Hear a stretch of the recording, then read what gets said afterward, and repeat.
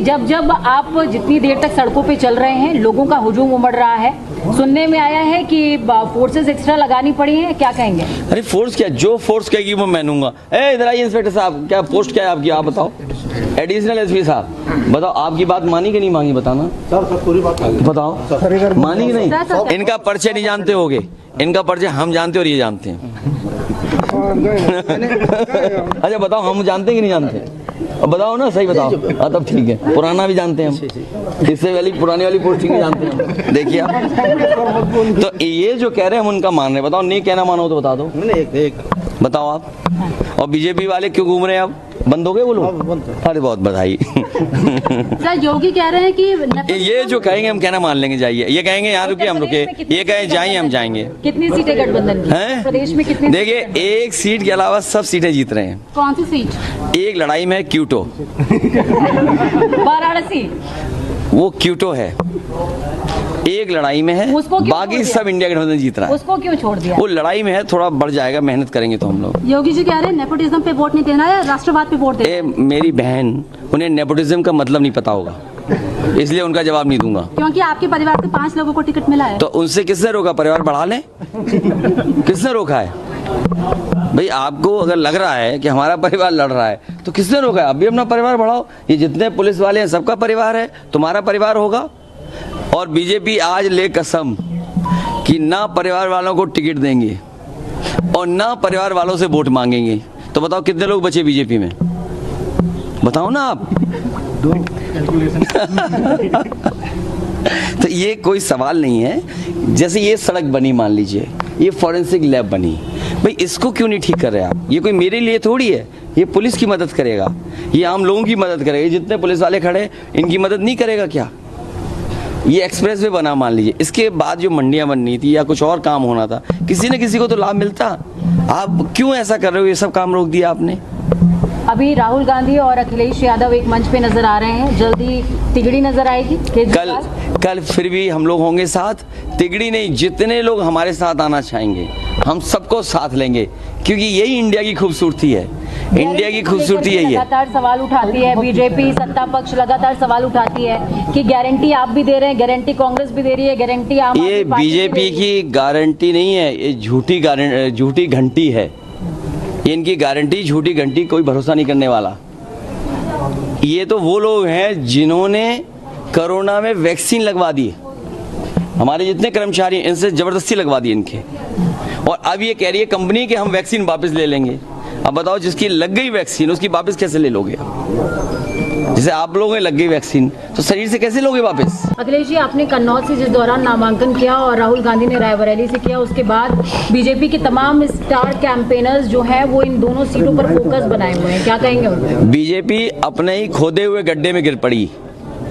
जो नैरेटिव उन्होंने negative create किया था, जो उनकी नकारात्मक राजनीति थी, आज नकारात्मक राजनीति को सुनने के लिए कोई तैयार नहीं है। बीजेपी की हर कहानी फ्लॉप रही उनकी। उनके घिसे पिटे डायलॉग कोई नहीं सुनना चाहता है। क्या डायलॉग है उनके, बड़े नेताओं के, छोटे नेताओं के और उनसे छोटे नेताओं के? इनके घिसे पिटे डायलॉग, थकी हुई कहानी अब कोई सुनना नहीं चाहता। इनकी विदाई तय है। आप देखिएगा जब 4 जून को रिजल्ट आएगा तो बड़ी धूमधाम से भारतीय जनता पार्टी के लोगों की विदाई होने जा रही है।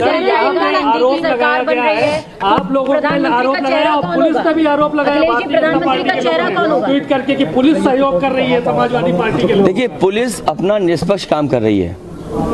पुलिस अपना काम कर रही। पुलिस ने कहा कि आप बूथ मत जाइए, मैं बूथ नहीं जा रहा। उन्होंने कहा कि हम बीजेपी के सांसदों को भी बैठा देंगे, जो नेता बूथ में जाकर डरा धमका रहे हैं, तो हमने कहा हम भी नहीं कहीं जाएंगे।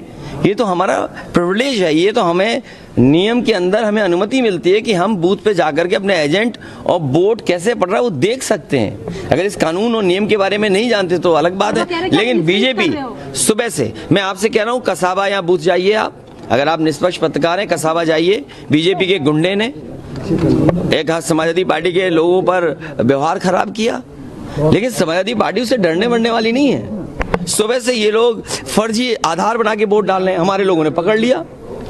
और मैं आपसे कह रहा हूं, ये कन्नौज के हमारे पत्रकार जानते होंगे, गुरसाईगंज में बताओ, जिस समय चेयरमैनी का चुनाव था, हजारों संख्या में फर्जी आधार मिले थे कि नहीं मिले थे? ये बीजेपी के लोग फर्जी आधार भी बना लेते हैं, इतने फर्जी हैं कि बताओ फर्जी आधार बना ले रहे हैं। बूथ कैप्चरिंग की भी आपने शिकायत की? अरे बूथ कैप्चर करेंगे तो हम भी पहुंच जाएंगे, ऐसा नहीं है बूथ कैप्चर। जल्दी बूथ कैप्चर करेगा तो जनता उनको, इसीलिए कहा खोट से नहीं जीत सकते, ये वोट से हारने जा रहे हैं। केजरीवाल जी के बाहर आने के बाद गठबंधन कितना सशक्त है? ये इंडिया गठबंधन की जीत है पीएम और इंडिया गठबंधन और मजबूत दिखाई देगा। पीएम कह रहे हैं इंडियन गठबंधन इंडिया अलायंस पे वोट देना मतलब बर्बाद करना अपने वोट्स को। मैं तो कह रहा हूँ कि ज्यादा दिन रुकना उनका, इस देश को बर्बाद करना होगा। चेहरा कौन होगा प्रधानमंत्री का? अखिलेश इतने चेहरे हैं, जो पसंद आएगा वो चेहरा होगा। आप रहेंगे चेहरे? सीएमपी कोई भी हो को सकता है। लेकर के बहुत ज्यादा कंफ्यूजन है जनता के बीच में। किस बात का कॉमन कंफ्यूजन? मिनिमम प्रोग्राम को लेकर के उसमें क्या बोलना, किसानों का कर्ज माफ होगा, किसानों का कर्ज माफ होगा, हर फसल की एमएसपी के लिए कानूनी अधिकार मिलेगा, हमारे कर्मचारियों को ओल्ड पेंशन मिलेगी, अग्निवीर वाली व्यवस्था खत्म होगी। और अग्निवीर से तो डरे हुए हैं हमारी ये खाकी वर्दी वाले भी, कहीं हमारी इस बीजेपी वालों को दिमाग घूम गया उनका, तो इनकी 3 साल की नौकरी कर दी, तब क्या करोगे आप? तो ये भी उनके खिलाफ वोट डालने जा रहे हैं। ये लोग विश्वास नहीं करेंगे। आप बताइए, क्या पता था आपको कि हवाई जहाज बिक जाएंगे? क्या आपको पता था एयरपोर्ट बिक जाएंगे, बंदरगाह बिक जाएंगे, टेलीफोन की कंपनियां बिक जाएंगी, ये आपकी नौकरी में आउटसोर्स हो जाएंगे? आईएएस लेटरल एंट्री से आए, और मैं आपको कहना चाहता हूं जितने आईएएस बनाए गए थे विदेश से लाकर के लेटरल एंट्री से, सब विदेश भाग गए। और इन्होंने जनता से, किसानों से नैनो यूरिया खरीदवा दी, और नैनो यूरिया से न प्रोडक्शन बढ़ा, न फसल को कोई लाभ मिला, और जबरदस्ती किसानों से नैनो यूरिया खरीदवा दी। इसका जवाब इनके पास है क्या? बोरी की चोरी का जवाब है क्या? ये बातें भी भूल जाओ। पहले हमारा आपका बुखार, पैरासीटामोल की गोली खाते थे, पैरासीटामोल की गोली खाते थे 500 mg की, तो हमारा आपका बुखार उतर जाता था। अब बीजेपी की सरकार में 650 mg की डोलो आई है, उससे भी बुखार नहीं उतर रहा है। मतलब कितना बड़ा भ्रष्टाचार हो रहा है? क्या भ्रष्टाचार नहीं है ये कि 500 mg की गोली से पहले बुखार उतर जाता था? बीजेपी की सरकार में डोलो गोली से भी 650 mg से बुखार नहीं उतर रहा। क्या ये भ्रष्टाचार नहीं है? बोरी से चोरी भ्रष्टाचार नहीं है? लोगों के पेपर लीक करना क्या भ्रष्टाचार नहीं है?